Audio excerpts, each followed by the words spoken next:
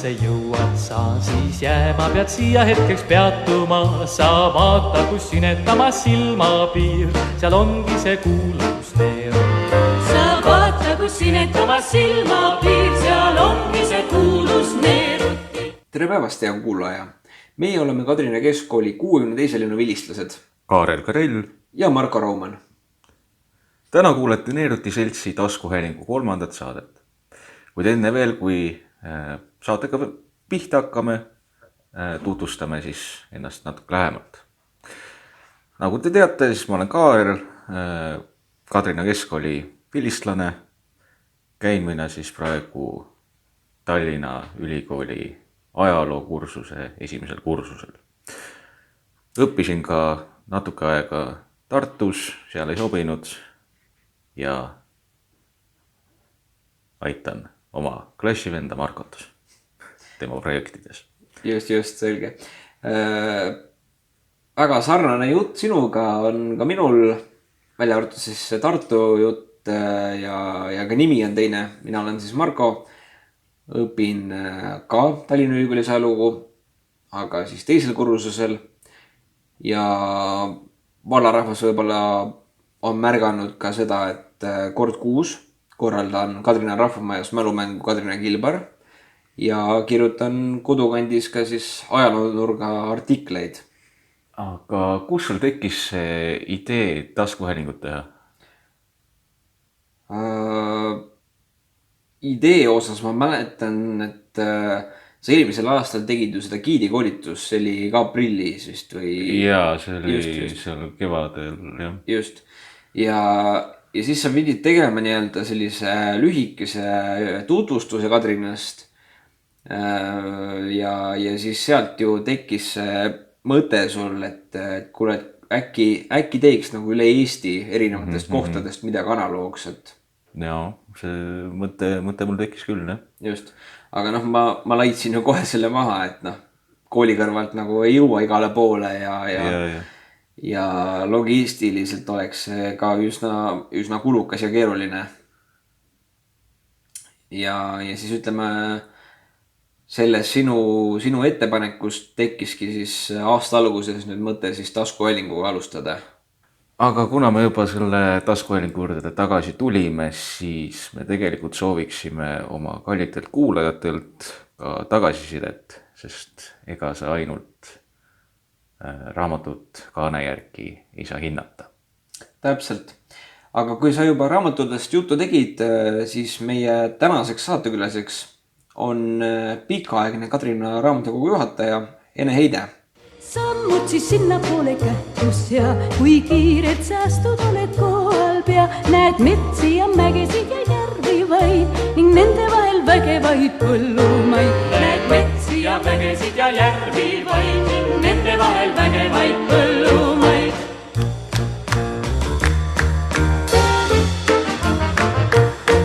Kui võtad sa raamatu, siis sealt sa loed, näe kündisin Kalevite kangem poeg, nüüd põldudel odrad kõrged kasvavad, neist linnamehi maha murdvad põllud saab. Nüüd põldudel odrad kõrged kasvavad, neist linnamehi maha murdvad põllud saab. Tere! Tere! Ma alustaksin sellega, et kuidas teil läheb? Minul läheb hästi, et pensionipõlve ma naudin. Kas ka, ütleme, vaba aeg on kuidagi kajastatud või midagi, kuidas ütle?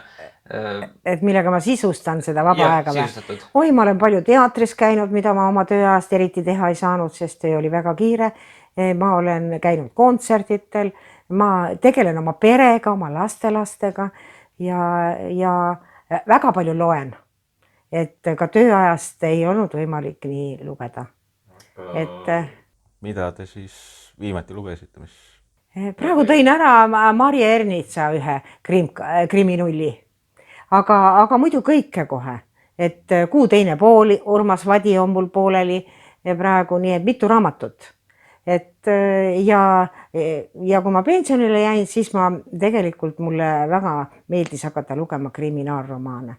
Et see kuidagi aitas neid mõtteid mujale viia, sellepärast, et ega see töölt lahkumine ei ole kerge. Ja esialgu oli ikka päris kurb tunne, et sa ei ole enam kellegile vajalik aga see kõik möödus. Ja nüüd ma olen väga rahul. Aga kui raamatutest rääkida üldse, et te siin mainisite nüüd kriminaalromaane, aga mis on nii-öelda selline läbi aegade teie lemmikraamat olnud? Mina ei saa küll öelda, et minul oleks nüüd erilist lemmikraamatut, et kõik raamatud sünnivad lugeda ja neid raamatuid, mida ma olen lugenud, on ikka väga palju olnud. Mina ei tookski oma lemmikraamatut välja. Aga lapsepõlvest näiteks? Mina mäletan muinasjutu raamatut, Vene muinasjut, Aleksei Tolstoi oli vist, et muinasjut Saar Saltanist. See oli minu lemmik ja seda ma muudkui lugesin ja lugesin. Nii, aga liigume siis teie töö juurde edasi. Ja. Sel aastal saite te Kadrina valla elutööpreemia. Mis see teie jaoks üldse tähendab? See elutööpreemia saamine oli minu jaoks küll väga üllatav ja hästi selline ootamatu, et ma ei kunagi osanud mõelda, et selline preemia mulle omistatakse või selline tunnustus mulle omistatakse. Et loomulikult tegi see tohutult suurt rõõmu. Aga kõige rohkem ikkagi tegi rõõmu see, et just raamatukogu tööd märgati ja et seda ka hinnati.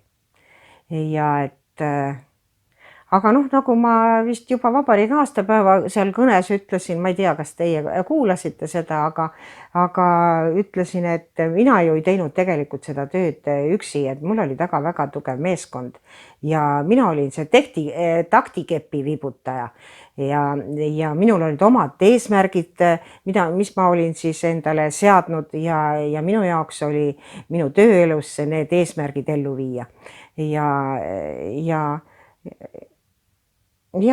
kõike ma tegin täie pühendumusega ja ma väga armastasin oma tööd, ma võin öelda julgelt.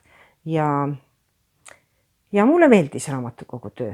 Aga ma ütlen kohe ära, et raamatukogu hoidja elukutse või töö ja direktori töö on hoopis erinevad. Ja minu 46 aastat, mis ma raamatukogus töötasin, see oli mu ainus töökoht minu elus, minu esimene töökoht ja jäi ka minu viimaseks töökohaks. Et nüüd ma olen pühendunud täiesti oma kodule ja oma perekonnale. Ja kõik minu tööaastad, ma ei tea, kas ma nii pikalt räägin, et kõik minu tööaastad olid väga põnevad ja hästi töörohked ja ma olen oma tööeluga väga rahul ja mul oli hästi palju erinevaid koostööpartnereid, mul oli võimalik nendega koostööd teha ja kõik sujus väga hästi ja minu tööelu jooksul oli võimalik suhelda ja koostööd teha hästi erinevate vallavanematega, neid oli täpselt samuti väga palju, üsna palju ja on jäänud ikkagi mõned vallavanemad, kes mul on eriti kellele ma olen eriti tänulik, sest et kes rohkem pööras raamatukogu tööle tähelepanu ja ma olen tänulik oma perekonnale, kes võimaldas mul seda raamatukogu tööd nii pühendunult teha ja nad kannatasid välja ka minu väga pikad tööpäevad, sest mina ei ole elus kunagi oma tööelu jooksul töötunde lugenud. Ja mina leian, et kui sa oled kultuuritöö valinud, siis seda ära sa kunagi püüagi oma töötunde valida. Sa teed nii palju oma tööd kui vaja ja pühendud täiesti oma tööle. Et teisiti ei ole lihtsalt võimalik. Just. Aga kui korraks peatuda veel selle elutööpreemial, siis lisaks teile on selle tänaseks päevaks saanud näiteks veel siis Tiiu Uusküla, Ene Kaldamaa, Arne Kastemäe ja Valeri Borman. Aga mis te arvate, kes teie arvates peaks olema nimekirjas siis järgmine? Ma ei ole selle peale mõelnud, sest et minulgi endale tuli see väga suureks üllatuseks ju. Et kes see võiks olla? Siin Kadrinas on ju väga palju tublisid inimesi, kes on terve oma elu pühendunud Kadrina vallale. Et mina jätaks küll selle rahva otsustada. Ma ei pakuks välja, et kindlasti on hästi palju toredaid ja töökaid inimesi olnud. Selge. Aga lähme siis elu juurde. et te pole üldsegi tegelikult ju Kadrinnast pärit, et te õppisite näiteks Puhja keskkoolis. Et mis teile esimese asjana sealt meenub? Noh, kui ma räägin natuke ette, et mina olen isegi sündinud, kasvanud ja koolis käinud Puhjas ja mina lõpetasin ja Puhja asub 20 kilomeetrit, umbes 20 kilomeetrit Tartust Viljandi poole ja mina lõpetasin Puhja keskkooli 16. lennu. Aga et minul on meelde jäänud hästi toredad klassikaaslased, minu sõbrannad, kellega ühega suhtleme veel tänaseni väga tihedalt ja kellega õppisime esimesest klassist alates kuni keskkooli lõpuni koos ja mul on, aga noh, nii palju ma ütlen, et see minu koolis käimise aeg langes sügavale stagnaajale. Ja Puhja keskkooli oli üsna selline nõukoguliku kasvatusega kool ja mul tulevad meelde sellised veidrad nõudmised kooliajast, sest minu perekond oli väga eestimeelne perekond ja ma kasvasin eestimeelses perekonnas, aga et näiteks niisuguseid totraid asju nõuti, et kõik lapsed pidid kandma, kõik õpilased kummiga susse. Ma ei usu, et kas te üldse teategi, millised nad olid praegu selle aja tänapäeva noored. Kummiga sussid, pehme tallaga ja kõik pidid siis nendes jalutama kooli vahetundidel mööda koridori ringi ratast, mingit kogunemist kuskil, näiteks akna all või kuskil, absoluutselt olla ei tohtinud. Ei tohtinud kanda lühikest seelikut, ei tohtinud kanda laiu pükse, mis moes olid tol ajal ja mis mulle on veel meelde jäänud, et me saime alalõpmata noomida koolis, et me naersime. Me olime rõõmsad tüdrukud ja me naersime ja seda olla ei tohtinud. Nõukogude noor pidi olema väga tõsise näoga. Aga muidugi leevendasid seda nõukogude aegset koolikorda mõned väga toredad õpetajad. Minul on meelde jäänud minu esimene klassijuhataja Miral Tagaru ja minu ajaloo ja ühiskonnaõpetuse õpetaja Kalju Kärtner. Tema on lausa ka legendaarne õpetaja ja tema oli selline, kes oli nõudlik, aga vaatas ka aeg-ajalt sellele nõukogude korrale ka läbi sõrmede. Et tema rääkis meile ikka ka Eesti ajalugu nii, nagu see tegelikult oli. Et kõik see on tegelikult oli minu lapsepõlv ja kooliaeg õnnelik aeg, et aeg oli lihtsalt selline ja nõudmised olid sellised. Mulle meenub sellega, et ma olen kuulnud, et okupatsiooni ajal pidigi olema lapsel selline õnnelik lapsepõlv. See oli justkui kivisse raiutud. Oli küll. Ehk siis ma saan aru, et ka teil päriselt oli siis õnnelik lapsepõlv. Jah, oli küll väga õnnelik lapsepõlv. Mina kasvasin peres, kus mul oli ema, isa ja minu õde. Aga muidugi isa perekond, minu perekond elas üle ikka väga raskeid aegu. Et minu vanaisa, isa oli üldse pärit Narvast ja vanaisa oli Eesti armee ohvitser ja venelased võtsid ta kinni ja ta hukati. Ja vanaema põgenes üle mere koos oma noorema lapsega Rootsi ja Rootsist USA-sse ja sinna ta nagu seadis sisse oma elu. Ja minu isa teenis sõja ajal Saksa armees, ka tema võeti venelaste ajal venelaste poolt üsna sõja lõpus kinni ja talle määrati 25+5 ja ta saadeti Magadani oblastisse Kolomaa vangilaagrisse ja ta töötas Vase ja ka kullakaevanduses. Aga et sealt ta elusalt pääses, sest et kui Stalin suri, siis seda aega ju lühendati, nii et minu isa viibis seal Kolomaas 10 aastat. Et sellised rasked ja üks näiteks tädidest Narva pommitamise ajal langes, tänava peal sai surma ja et väga raske oli see perekonna elu tol ajal. Aga ema oli taluniku perekonnast ja temast läks mööda küüditamine ja sellised. Kuigi meie maja ees läks läbi ka lausa rinne ja meie maja ees on siiamaani minu kodumaja ees suur kaitsekraav ja igasugused asjad, kuidas nad siis põgenesid venelaste eest ja pakku ja et noh, sellest oleks pikalt rääkida, aga ma arvan, et täna vist ei ole mõtet nii pikalt hakata rääkima. Ei, minugi poolest. Ma usun, see huvitab kõiki. Ja, aga elu oli selline. Jah. Et noh, seetõttu olime me ka väga eestimeelne perekond. Aga peale keskkooli läksite te Viljandi kultuurikooli, tänase nimega siis Viljandi Kultuuriakadeemia. Mis erialal te õppisite? Mina õppisin Viljandi kultuurikoolis raamatukogunduse eriala ja see oli tegelikult väga põnev, ega siis raamatukogundus on väga laiahaardeline, et see, mis inimesed arvavad, kui raamatukogus käivad lugejad, nemad ei näe seda, mis tegelikult tuleb raamatukogus teha. Ja siis tookord oli selline kord, kus siis pärast Viljandi kultuurikooli lõpetamist suunati kohustuslikus korraks 8 aastaks tööle. Ja see tuli kindlalt ilmtingimata see 2 aastat välja siis kannatada mõnel. Minule ei olnud midagi halba. Ja anti ka korter ja korteri näiteks kõik elekter, vesi, küte, kõik oli tasuta kultuuritöötajal tol ajal.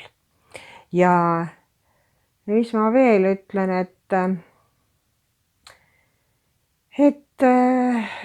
ja kuidas ma siis, ma ei tea, et kuidas ma siia üldse Kadrinasse sattusin, sest et tookordne Viljandi kultuurikooli raamatukogunduse õppejõud oli väga armastatud õppejõud meil Viljandis, oli Mati Muru ja tema siis soovitas mulle Kadrina kohta, sest väga raske oli ju leida. Üle Eestimaa olid pakutud kohad, aga kui sa tundnud neid kohti, et kuhu sa siis lähed? Ja Mati Muru soovitas, ütles, et Kadrina on üsna kuulus, oli juba tol ajal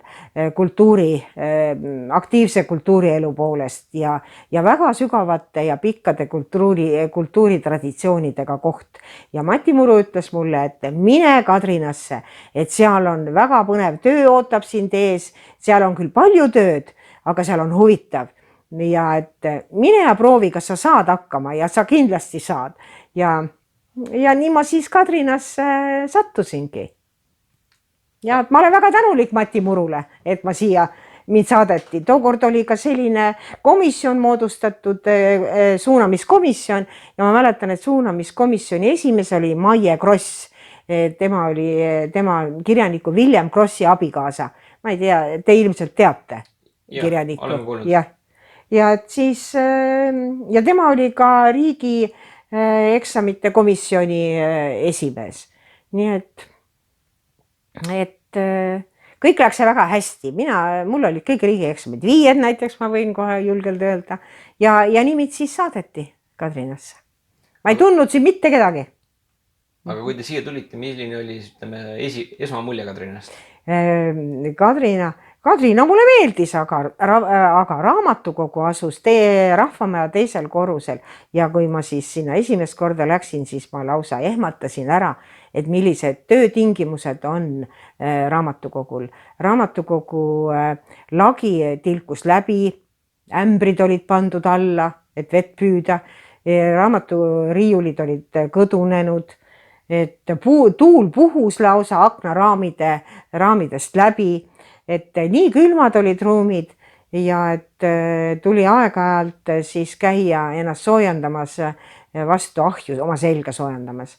Ja ei olnud ka majas üldse vett ja kaevu ka ei olnud ja kaeva esimene kõige lähemal oli kaev umbes 100 meetri kaugusel ja sealt tuli siis hakata tassima ämbritega vett mööda seda käänulist ja kitsast treppi Rahvamaja teisele korrusele.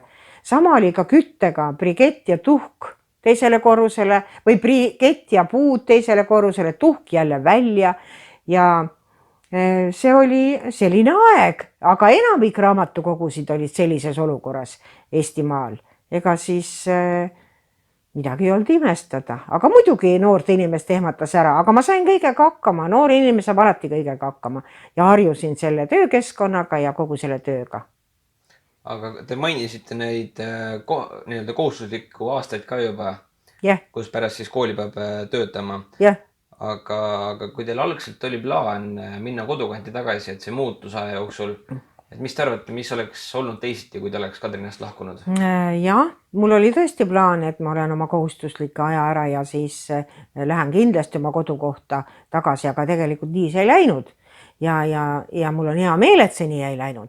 Et mis oleks teistmoodi? Mul ei oleks kindlasti nii põnevat tööelu olnud, kui on olnud Kadrinas.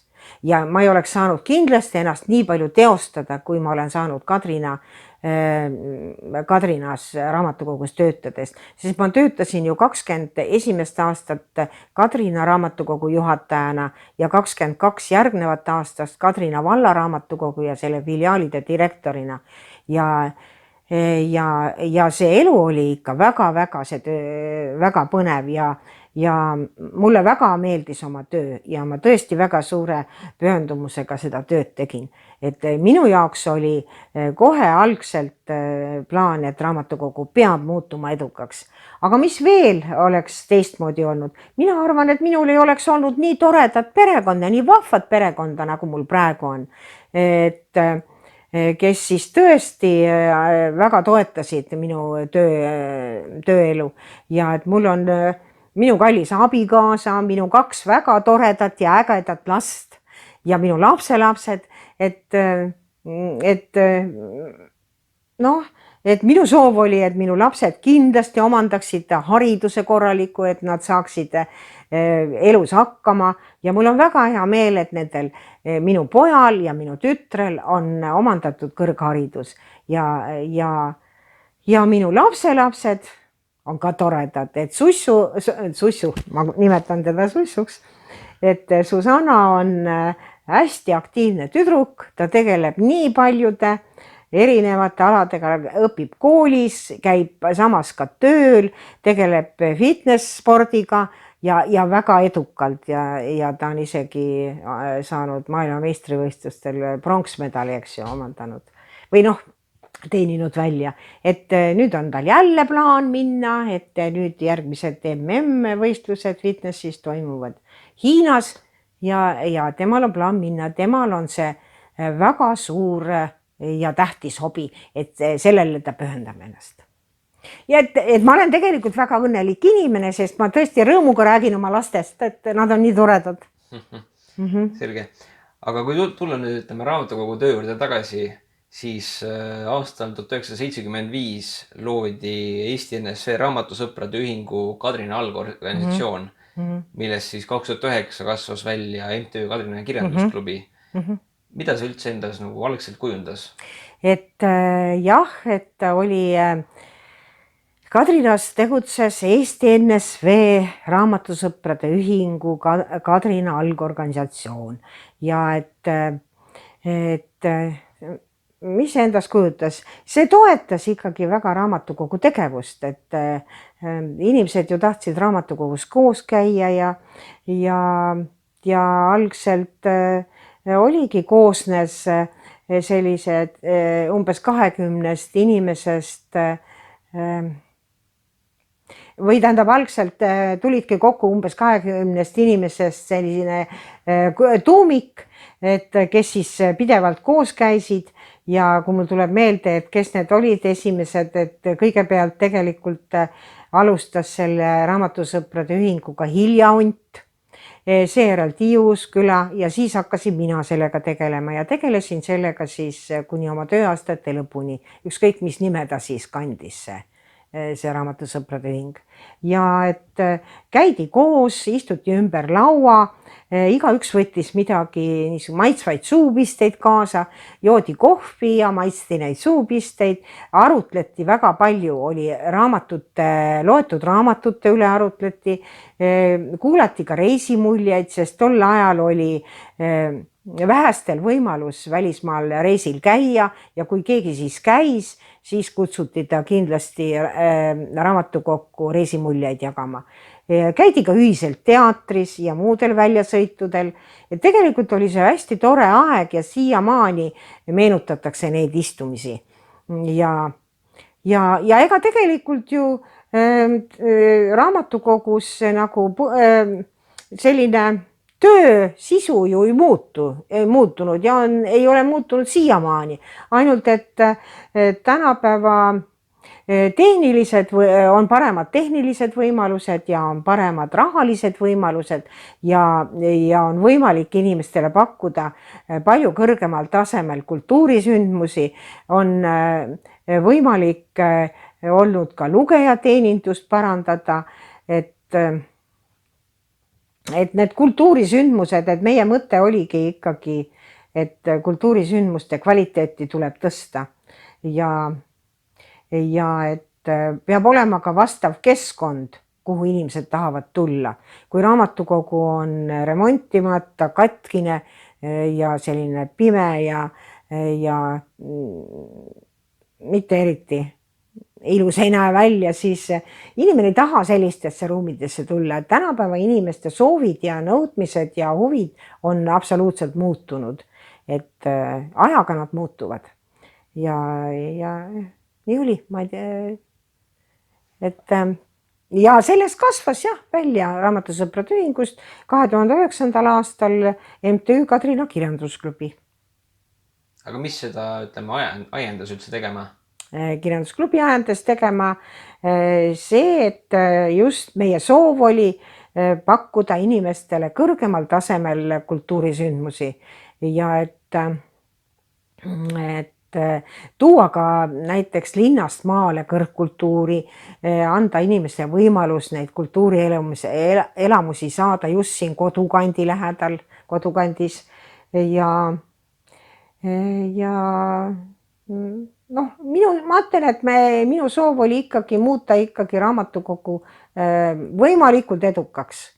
Ja tänu nendele üritustele, mis toimusid, muutusid ka raamatukogu hästi palju nähtavamaks ja et külastatavus tõusis, lugejate arv tõusis, sest paljud need, kes üritustele tulid, ei olnud üldse raamatukogus käinudki ega teadnudki raamatukogust midagi ja nii mõnigi avastas endale lugemise ja raamatu ja lugemise, et raamatukogu peab oma tööd tegema nii, et ta oleks järjepidevalt nähtav, et ta oleks pildil kogu aeg ja et teda rohkem teatakse ja tuntakse ja loomulikult oli mõte, et hakata, et kuidas neid üritusi tegema hakata, et selleks oli ju vaja raha, aga tol ajal raha vallalt me küll ürituste tegemise jaoks absoluutselt ei saanud. Et kui me saime uudiskirjanduse soetamiseks raha ja meie majanduskulud nagu tasuti, aga üritused, nende jaoks me raha ei saanud ja tuligi leida võimalus, et kuidas hakata taotlema raha erinevatelt fondidelt. Sest ma nii mäletan, et vallavanem Aivar Lankei ütles alati, et ega raha pole maailmas kadunud, et tuleb seda lihtsalt osata üles leida. Ja kogu selle MTÜ tegelikult algataja initsiaator oli Jaanus Reisner. Et temale olen mina küll südamest tänulik, et ta väga palju toetas mind, aitas mind, sest kõik oli alguses uus ju, mis tuli tegema hakata. Et otsisime võimalusi, millistele fondidele rahataotlusi esitada, ega keegi ju kätte sulle ei toonud midagi. Sa pidid ise leidma ja otsima, et milline meede kuskil avatakse, kas on investeeringute meede või on siis ürituste meede, ja nii sai ja loomulikult see teine korrus oli ka välja remontimata ja raamatukogu alguses, kui ta kolis praegustesse ruumidesse esimesele korrusele, siis olime väga uhked ja meile tundus, et raamatukogule ruumi oi kui palju. Aga ajapikku see ruum ikkagi muutus kitsaks ja oli vaja ka teine korrus välja ehitada. Aga esialgu teisel korrusel ikka paiknes telefonijaam ja see teine korrus oli täis mingid rasked raudkappe ja tehnikat. Ja kui siis lõpuks telefonijaam ära kolis ja talle jäi ainult üks väike ruum siin teisel korrusel, siis seisis see teine korrus tühjana tegelikult pärast seda veel 5 aastat. Vald ei leidnud absoluutselt raha, et see teine korrus ära remontida. Ja võt see oli ka MTÜ üks loomise see eelis, et MTÜ võttis siis nagu teise korruse rendile vallalt ja ta sai hakata projekte kirjutama. Ja esimese projekti, et just teist korrust siis nagu renoveerida.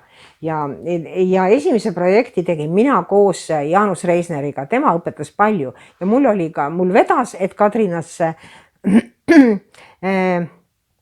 elas ka ja tegutses ka selline inimene nagu Tiina Raudla, kes oli lausa, kes on ikka veel projekti kirjutamise väga suur asjatundja. Et ta küll, ma sain alati, kui ma hakkasin projekti kirjutama, mulle meeldis hakata ise, et siis õpid kõige paremini. Ja ma käisin alati iga projekti eel infotundidel ja koolitustel. Aga Tiina käest oli alati võimalik küsida, nii kui küsimus tekkis, sain ma alati vastuse Tiinalt ja niimoodi ma õppisin. Need olid esimesed projektid, kuidas ma õppisin neid kirjutama. Edaspidi polnud enam abi vaja. Ja kui me esimese projekti tegelikult kirjutasime, et seda teist korrust renoveerida Priiale, aga me ei saanudki Priialt raha. Tegime suure töö ära, sest projekti kirjutamine Priiale ja et taotleda seda Euroopa Liidu raha on väga keeruline oli tol ajal ja on edasigi keeruline. Aga ega me siis muidugi olime kurvad, aga ega ma meelt ei muutnud, et seejärel sai kirjutatud projekt aastal 2011 liider Priiale, liidrile, et liidri kaudu taotleda Priia raha. Et liider ju jaotas Priia raha. Ja küsisime ehituseks vajaliku summa, aga saime sellest ainult pool. Aga siis mõtlesime kogu selle ruumide kujunduse ümber Jaanusega koos ja mõtlesime ka, vaatasime üle kõik ehitusmaterjalid, mida on võimalik siis kasutada, et selle rahaga välja tulla. Aga välja me tulime ja minu meelest saime väga stiilse saali. Et me olime küll hästi rahul, sest teised kõrvalruumid ka kõik kuulusid siia alla. Ja järgmisel aastal kirjutasin jälle uue projekti, et saada sisustus. Kogu see sisustus, mis siin üleval on kõik projekti toetuste rahadest muretsetud.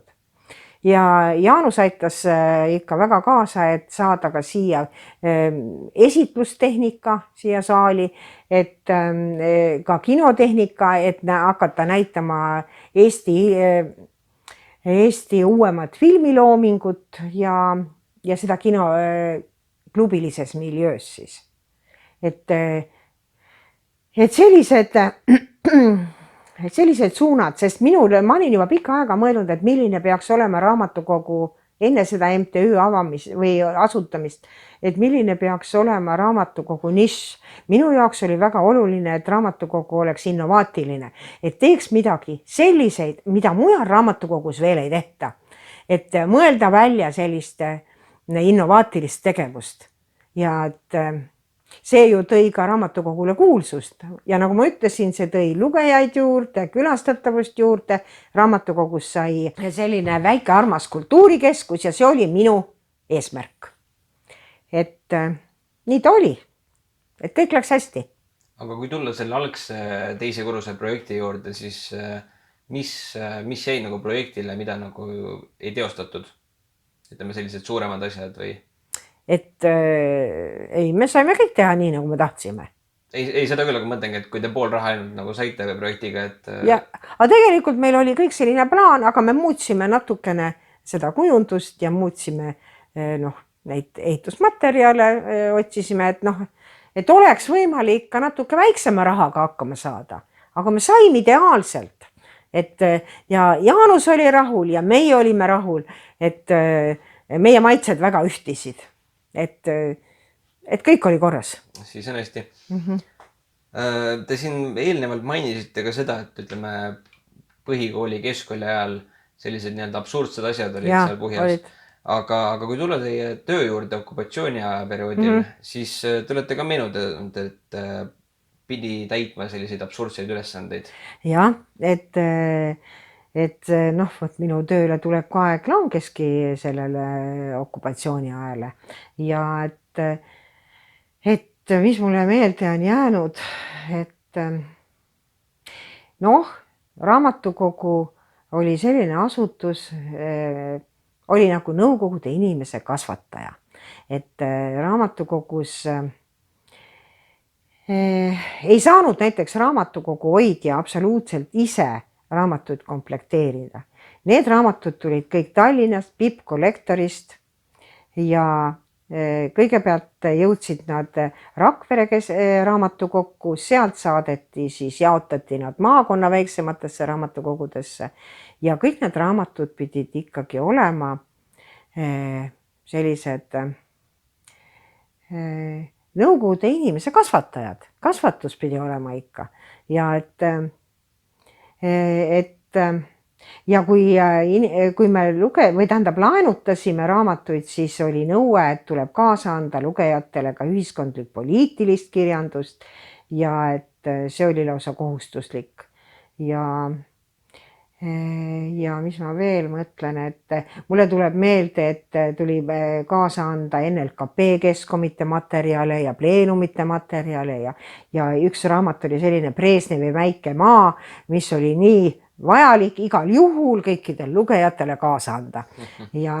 Aga noh, ega siis see oli selline aeg, aga väga tähtsal kohal olid ka teemanäitused. Et kindlasti pidi alati olema raamatukogus eksponeeritud näitusel ühiskondlik poliitiline, nõukogude suunitlusega poliitiline kirjandus ja et olid sellised teemanäitused nagu suur oktoobrirevolutsioon, võidupüha, konstitutsioonipäev, nõukogude armee aastapäev, kosmonautikapäev, töörahvapüha või ma ütlesin võib-olla ja neid oli ju veel ja veel, et kõike seda tuli teha, aga see kõik ja üldse, et see aeg oli raamatukogus 5-aastakute plaanide ja aruannete aeg. Ja alati pidi 5-aastaku statistilised näitajad eelmisest paremad olema. See oli lausa nõue. Aga kõik see töö tegelikult sõltus raamatukogu meelsusest ja tema vaadetest. Ja et minu jaoks oli küll nii, et tee sellist tööd nii vähe kui võimalik, aga nii palju kui hädavajalik. Ja minu õpetajaks oli ikka minu eelkäija Vaike Kalind, kes oli ka, kas ta oli 36 aastat töötas raamatukogus, ma ei mäleta enam täpselt. Et tegelikult kõik sujus. Et noh, selline aeg oli ja tööd tuli teha ja kui sa seda kõike ei teinud mõistlikkuse piirides, siis tekkis pahandused lihtsalt. Nõukogude aeg oli selline aeg. Aga noh, 91. aastal sai see okupatsiooni aeg läbi. Et millised raskused tekkisid siis sellel ajal? Jah, pärast iseseisvumist kõik raamatukogud vallas läksid Kadrina vallavalitsuse alluvusse, aga ütlen, et mitte midagi eriti, üldse ei muutunud midagi, et raamatukogu vastu küll absoluutselt huvi puudus. Et ainukesed, kes raamatukogu vastu huvi tundsid, olid need inimesed, kes käisid raamatukogust laenutamas ja see tähendab lugejad. Ja et raamatukogu oli ikka edasi väga kehvas olukorras ja ma mäletan ka, et 90. aastate alguses kuskil oli ka majanduskriis. Ma mäletan täpselt aastat, aga et oli vaja raha kokku hoida ja esimesed olid raamatukogud, mille arvelt siis raamatukogu või seda raha kokku hoiti. Et ma mäletan ka seda, et lühendati meie väikeste külaraamatukogude tööaega poole võrra ja Kadrina raamatukogu tööaega 2 tunni võrra. Noh, see oli selleks, et mitte ka täit palka maksta raamatukogu hoidjatele aga raamatukogu hoidjate palk oli ju niigi väike. Nii et selline kurb periood, aga õnneks ei kestnud kaua. Aga kui minna nüüd natukene ajas edasi, siis 2001 ja 2015 olid siis need nii-öelda tähelepanuväärsed aastad, ma ütleks, kui te pälvisite siis parima maaraamatukogu hoidja tiitli. Ma küsiksin selle kohta, et mis on teie edusaladus?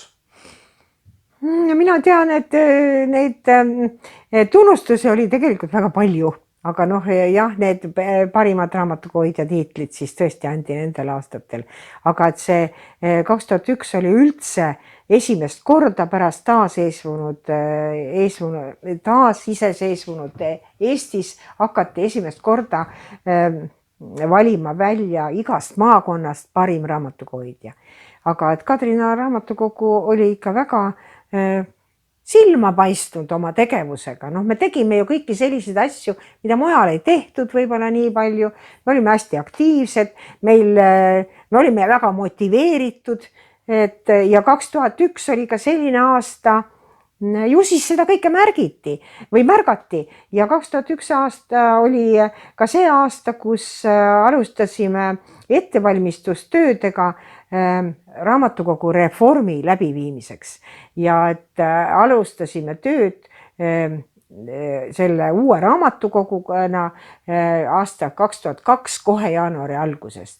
Ja et kui see reformi läbiviimine, need ettevalmistustööd aastat 2001, eks see kõik äratas tähelepanu, sest mujal vabariigis veel ei olnud selle peale isegi mõeldud. Mõned juba teadsid, et sellised asjad ootavad ees, aga keegi ei olnud seda läbi viinud ja Kadrina vald oli esimene vabariigis, kus see reform väga edukalt läbi viidi. Ja mina ainult tänan selles reformi läbiviimises tookordset vallavanemat Ain Suurkaevu. Tema juhtimisstiil oli nii super, et meil ei tekkinud probleeme. See kõik sujus väga, väga hästi. Ja et Ain Suurkaev oli selline vallavanem, kes oli väga kultuurilembene ja tema leidis, et ka raamatukogu on olulisel kohal Kadrina kultuurielus. Kui enne teised ei olnud selle peale eriti tulnud, et raamatukogule tuleb ka tähelepanu pöörata, siis Ain Suurkaev oli 100% teissugune. Ja tänu Ain Suurkaevule ja kuidagi kõik laabus, sellega me muidugi saime väga palju kuulsust ja tuntust vabariigis, sest et meil käisid ikka suured, hästi palju delegatsioone erinevatest vallavalitsustest, erinevatest raamatukogudest, kes kõik siis tahtsid kuulda, kuidas teil see õnnestus. Ja mina pidin pidevalt erinevatele vallavanematele telefoni teel nõu andma, et andke nõu, kuidas seda siis läbi viia nii, et ei tekiks arusaamatusi. Sest tegelikult raamatukogu töötajad sõdisid tohutult sellele vastu. Kõik kartsid seda reformi, sest neid reforme ju siis veel eriti mujal ka muude asutustega läbi viidud ei oldud. Ja ma muudkui seletasin ja tore oli. Ja kui palju käis külastajaid, kui palju käis üle Eestimaa delegatsioone, kes käisid Kadrina valla raamatukogus siis kogemusi saamas. Et hästi tore aeg oli, loomulikult olime uhked ja meile meeldis, et kui miski asi ikka nii edukalt toimib, siis see teeb ainult rõõmu ja isegi võib uhke olla. Jah. 2005. aastal pakkus Aivar Lankei välja mõtte luua ka Viitnale raamatukogu filiaal. Kuidas see mõte teile toona tundus? Mina olin küll väga positiivselt häälestatud selles suhtes, sest Viitnal ei olnud üldse raamatukogu kunagi eksisteerinud ja seal ei olnud. Ja kui siis selle mõttega välja tuldi, loomulikult oli hea meel ja eesmärk oli ju rajada raamatukogu ja kogukonnakeskus nagu ja vald andis siis 2-toalise korteri ja koos oma kolleegiga siis me kujundasime seda korterit ja pidasime ikka koos Ain Suurkaevuga ja ehitusspetsialistiga läbi ikka mitmeid ümarlaudu Viitna inimestega ja tundus, et see kõik on väga positiivne ja et see läheb käima, aga me siis komplekteerisime ka ise kõik siin raamatud sinna, mina tellisin kõik mööbli, otsisime siis inimest, kes sobiks sinna tööle, et see võiks olla Viitna kohalik inimene ja lõpuks ma siis töölepingu sõlmisin uue raamatukogu hoidjaga, aga kahjuks jah, see tööle ikkagi läinud, mõned aastad alguses oli ta päris aktiivne, aga jah, eksisteeris ta ikkagi ainult 15 aastat ja aga mis selle põhjuseks on? Põhjuseks oli ikka see, et puudus Viitnal aktiivne külakogukond ja ei olnud ka sellist väga aktiivset eestvedajat, et see eestvedaja oleks pidanud rohkem pingutama. Ja noh, oli mõte ka, et see saab olema ka inimeste kooskäimise koht ja külakoosolekute läbiviimise koht, aga kuidagi seal inimesed koos ei hakanud käima, külakoosolekud toimusid näiteks Arturisast Lõkibaaris ja kui ikka jäetakse nii või nagu unustatakse see raamatukogu, siis ei ole midagi imestada, et see lihtsalt läheb hingusele. Ja et ega sellist raamatukogu hoida avatuna ju ei saa, mida ei kasutata. Ja mina küll kutsun inimesi üles praegu siin, et inimesed külastaksid oma väikesed külaraamatukogusid, kui nad tahavad, et need säiliksid. Ja et nad hoiaksid neid raamatukogusid ja see hoidmine seisneb ikka selles külastamises ja selle raamatukogu kasutamises, et pärast siis kisa tõsta, et raamatukogu on suletud, siis on juba hilja. Ja tegelikult Viitna raamatukogus oli ju rajatud või nagu rajatud need palju võimalusi. Seal oli võimalik arvutit kasutada, internetipunkti, seal oli võimalik koopiaid teha, printida ja skanneerida. Seal oli võimalus koha peal ajalehti lugeda, seal oli võimalus raamatut, uudiskirjandust laenutada, seal oli ma mõtlen, et võimalik külakoosolekul läbi viia, aga millegipärast seda ei tehtud. Nii et inimesed hoidke oma raamatukogu. Aga rääkides siin erinevatest üritustest, et te tõite ka siin hästi paljusid näiteks, et milline on teil selline kõige meeldejäävam või lemmik läbi aegade olnud? Noh, see kirjandusklubi jah, et tänu sellele projekti tegevusele sai ikka hästi palju üritusi korraldatud ja ega ma ei kirjutanud ainult Liidrile ja Priiale projekte, et ma kirjutasin ka kohalikule omaalgatuse programmile, kodanikuühiskonna sihtkapitalile, rahvakultuurikeskusele, kultuurkapitalile ja loomulikult Kultuuriministeeriumile. Aga algselt need Euroopa Liidu rahade saamine oli ikka ainult läbi kirjandusklubi MTÜ-de, et teisiti olnud võimalik. Ja selle üheks MTÜ loomise põhjuseks oligi see, et hakata taotlema raha. Et kui tahta ikkagi väga kvaliteetset üritust läbi viia ja inimestele pakkuda kvaliteetseid teenuseid, siis paraku raha on vajalik. Ilma rahata tänapäeval ei saa midagi. Et kui me varem selle raamatusõprade ühingu liinis saime korraldada kirjanikega kohtumisi ja muid neid ettevõtmisi, siis need olid ju kõik sellised üritused, mis ei nõudnud rahalisi vahendeid. Aga me tahtsime taset tõsta, me tahtsime, et kõik need sündmused, mis raamatukogus tehakse, on väga kvaliteetsed. Ja et kõrgkultuur jõuaks ka maainimeseni. Ja kui ma mõtlen, siis ma ei suutnudki kokku lugeda, kui palju ma neid projekte kirjutasin. See oli tohutu suur töö tegelikult muu töö kõrval. Aga aga et ega siis iga projekt ka rahastus ei saanud. Palju tuli ka tühja tööd teha ja mõnikord oli küll meel nii kurb siis, kui said negatiivse vastuse. Aga õnneks kuskil isegi ma võin nüüd öelda, et umbes 80% projektidest rahastati. Noh, see on ikka väga suur protsent. Ja noh, kui ma hakkan mõtlema, mida kõik on läbi viidud, mul tulevad meelde näiteks kultuurireisid. Et kõik need kultuurireisid, mis me korraldasime, olid huvilistele tasuta.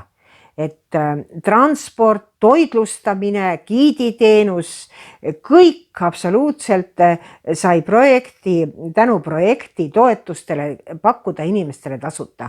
Ja me käisime läbi ikka üle Eestimaa kõik teemapargid. Tuleb meelde Pokumaa teemapark Võrumaal, näiteks Kilplaste teemapark Järvamaal, Kreutzwaldi teemapark Jõgevamaal, siis Jääajakeskus, siis Viljandi pärimuskultuuri oli pärimuskultuuri ait, Paide ajakeskus Wittgensteinve, või seda mis ta oli?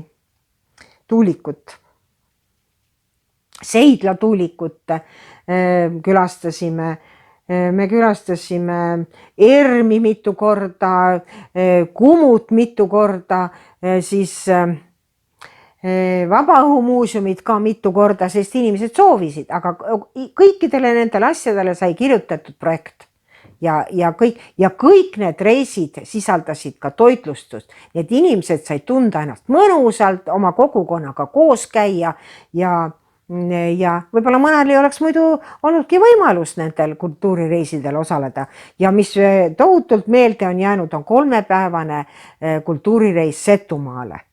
Et no see oli nii fantastiline reis. Ööbisime turismitalus ja kogu toitlustus, turismitaru, giiditeenus, kõik oli tasuta rahvale. Et mis mulle veel meelde on jäänud, on rahvakultuurialased koolitused, mis kõik tänu nendele projekti toetustele sai läbi viidud. Tuleb meelde kohe laastukorvi näiteks punumise töötuba, vikatiga niitmise töötuba, lubi krohvimine, vanade puittakente restaureerimine, mööbli restaureerimine, kiviaia taastamine. Need olid nii vajalikud ja nii mõnusad oskused, mis me kõik nendest koolitustest saime. Lilleseade, keraamika, töötubade sarja viisime läbi, siis oli nahatöötuba, näiteks rahvuslike toolipatjade õmblemine, viltimiskoolitused erinevad ja neid olid ikka mitmeid korda ja kõiki neid üritusi või neid koolitusi ei viinud me ka ainult siin Kadrina keskuses läbi.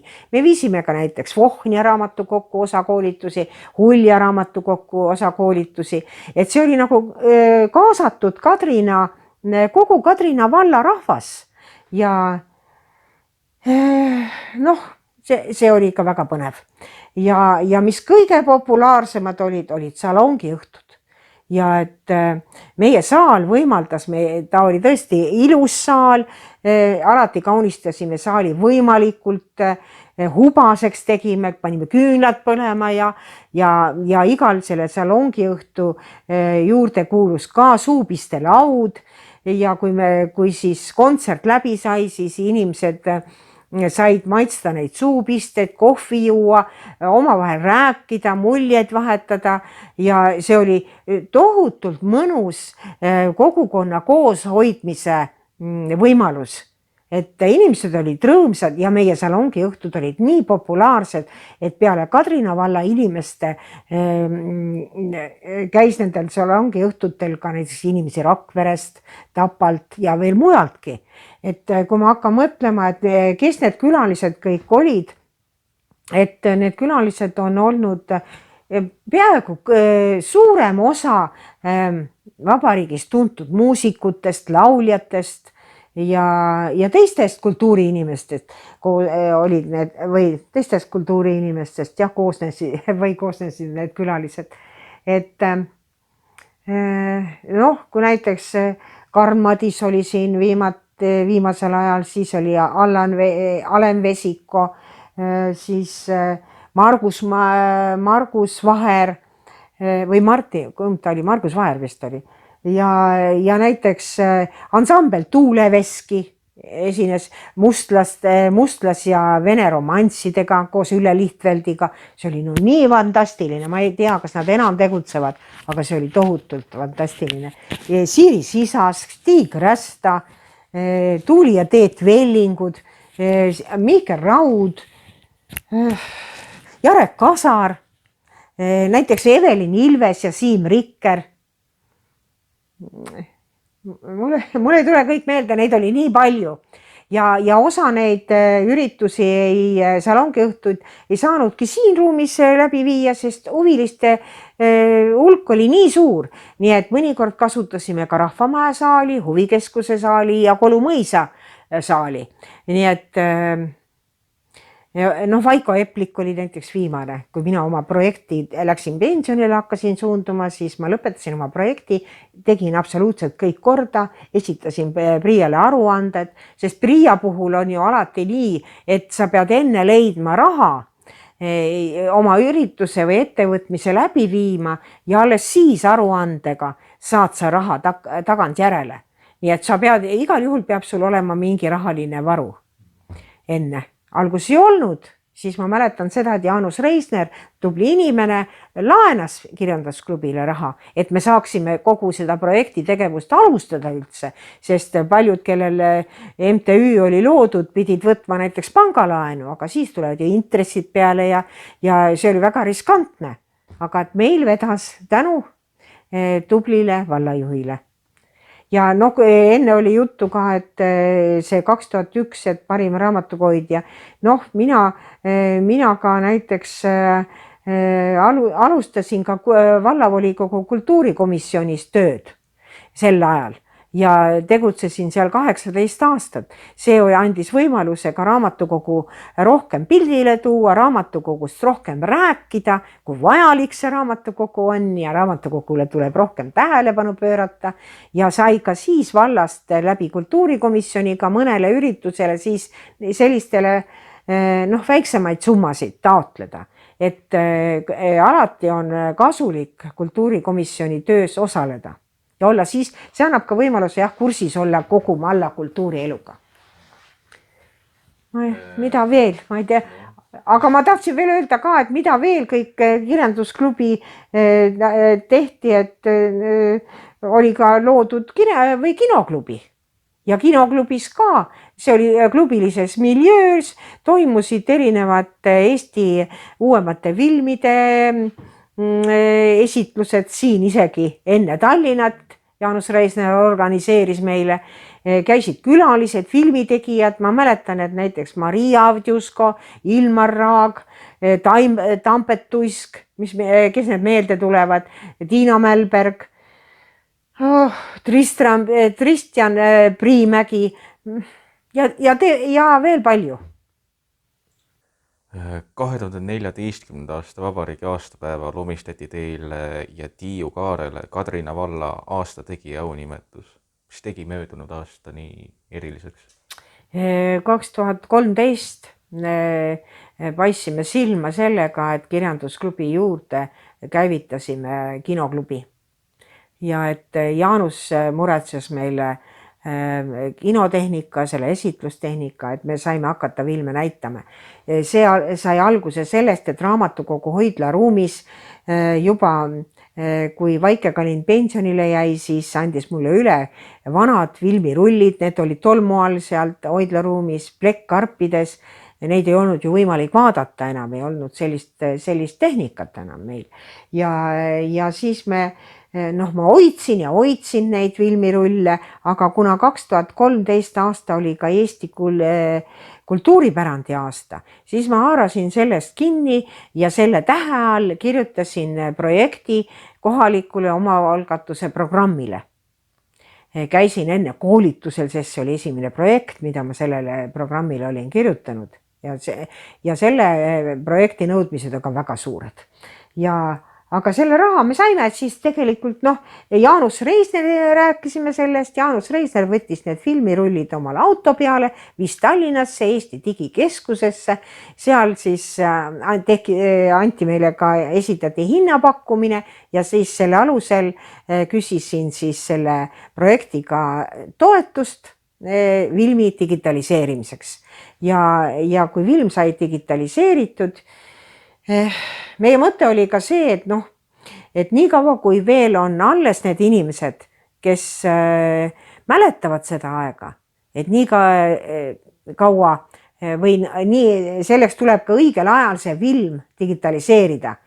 Ja kui me selle filmi kätte saime ja siis korraldasime selle filmi esitluse siinsamas saalis, kutsusime kutsetega Kadrina EPT endisi töötajad, kes veel alles olid ja tegime ka koopiad kõikidele Kadrina EPT endistele töötajatele, keda me olime siis kutsunud ja kinkisime kõikidele sellest filmist koopiad.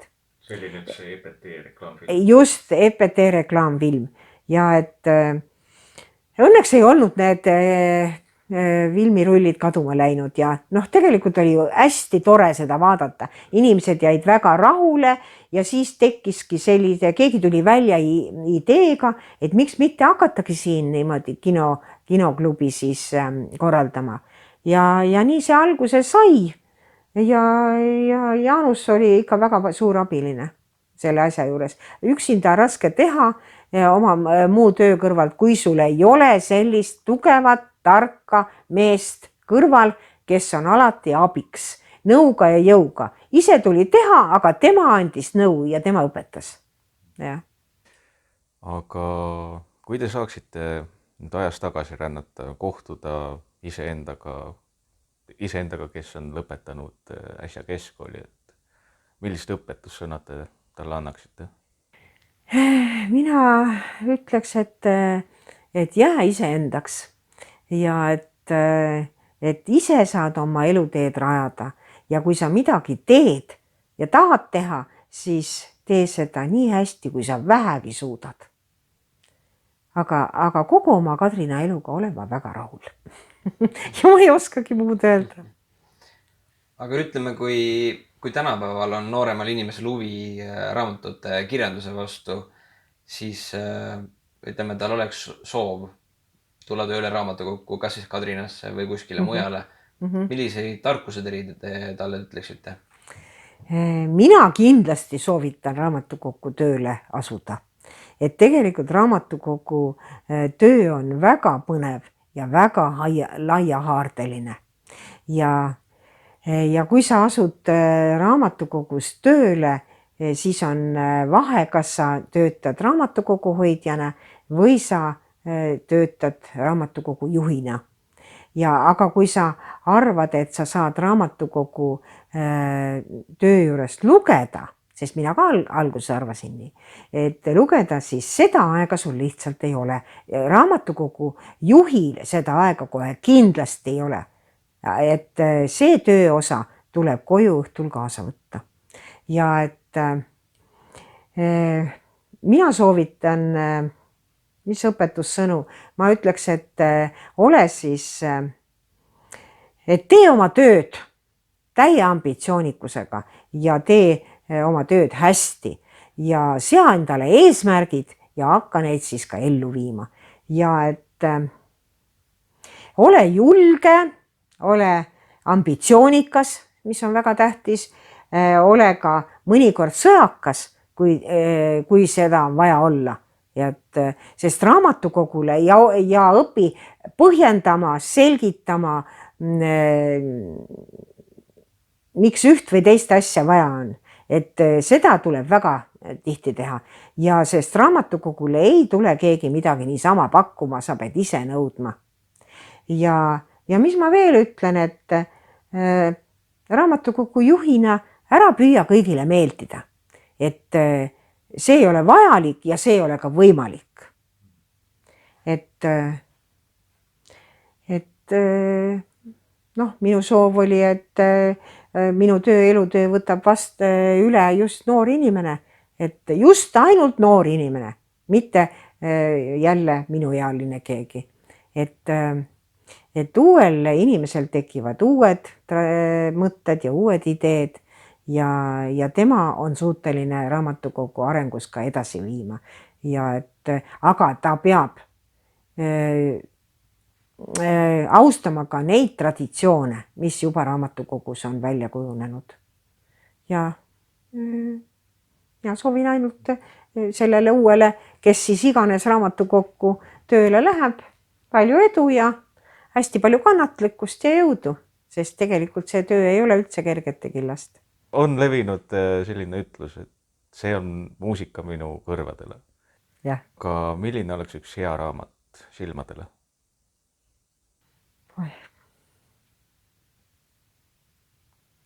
Ma ei saagi sellest nüüd praegu aru, mida selle all on mõeldud. Ütleme, kui on mingi hea lugu tuleb, öeldakse, et see on muusika minu kõrvadele. Aga kas saab sama öelda ka raamatu kohta? Kindlasti on, aga et mina ei too välja kõige ühte raamatut. Et mina arvan, et minu jaoks on näiteks lugemine eluliselt vajalik. Ja mina ei kujuta ette, et inimene ei loe. Ja tegelikult mitte keegi siin maailmas ei saa läbi raamatuta. Aga ma lõpetaksin tänase intervjuu selle küsimusega, et kui arengus siin oli ka juba juttu, et millisena te näete Kadrina raamatukogu tulevikus? See, mis on praegu, mis minu ajal nagu välja kujunes, sest ma ütlen veel kord, minu jaoks oli väga oluline, et raamatukogu oleks innovaatiline. Et ma näen, et raamatukogu läheb edasi kõikide selliste tegevustega. Et see on loomulik, et järjest hakatakse rohkem arengus edasi minema, ja lugejate teenindust parandama, aga et kultuurikeskus ei kaoksid raamatukogust, et siin oleks edasi toimuksid erinevad kultuurisündmused, aga väga palju on minu teada ka tulemas uuendusi raamatukogude süsteemis. Et minu soov on, et ma näengi seda, et Kadrina raamatukogu peab olema innovaatiline, peab olema alati arengus edasi minema, alati ajaga kaasas käima, et raamatukogu inimesed oleksid sõbralikud ja lahked ja et iga inimene, kes raamatukogu uksest sisse astub, tunneb juba uksel, et ta on sellesse majja oodatud väga ja et ta tuleb sinna rõõmuga ka edaspidi tagasi. Et ma ei tea, ma ei ole enam selle peale mõeldud.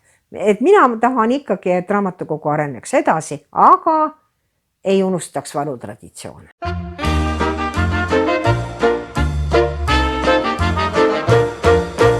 Rakverest Kadrinasse jõuad sa, siis jääma pead siia hetkeks peatuma. Sa vaata, kus sinetama silmapiir, seal ongi see kuulus neeruti. Sa vaata, kus sinetama silmapiir, seal ongi see kuulus neeruti. Selline oli tänane saade. Loodame, et saite enda jaoks nii mõndagi uut ja huvitavat teada. Neeruti seltsi taskuhäälingu 4. saade on eetris 21. mail. Kuulmiseni! Sammud siis sinna poole kähtus ja kui kiired säästud oled kohal pea, näed metsi ja mägesid ja järvi vaid ning nende vahel vägevaid põllumaid. Näed metsi ja mägesid ja järvi vaid ning nende vahel vägevaid põllumaid.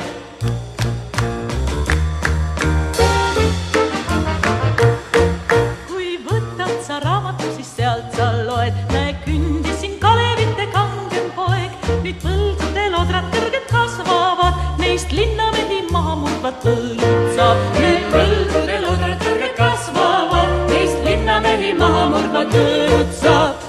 Kui õhtul kuiva põldul lõppend töö, siis ikka me tantsuringis kaasa lööd ning kui oled sõber ettevõtlik sa, ehk neeruti neidudelt siis muusi saad. Ning kui oled sõber ettevõtlik